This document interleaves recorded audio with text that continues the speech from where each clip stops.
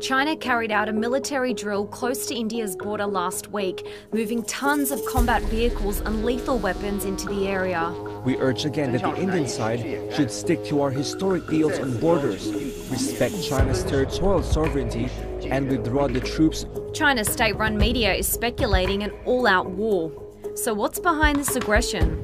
The two nuclear-armed neighbours have been caught in border disputes for several decades. They even fought in a war in 1962.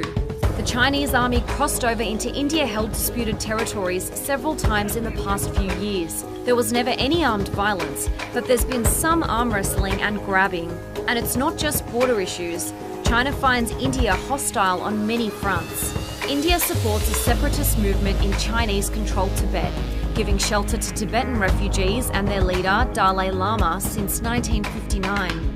The country also opposes China's growing presence in the South China Sea, siding with Washington and its allies. In return, China blocked India's entry into the nuclear suppliers group in May, striking a major blow to India's geopolitical aspirations. India refused to participate in the China-Pakistan Economic Corridor, a road network aimed at enhancing China's trade reach to the Middle East and Europe. But it doesn't stop there.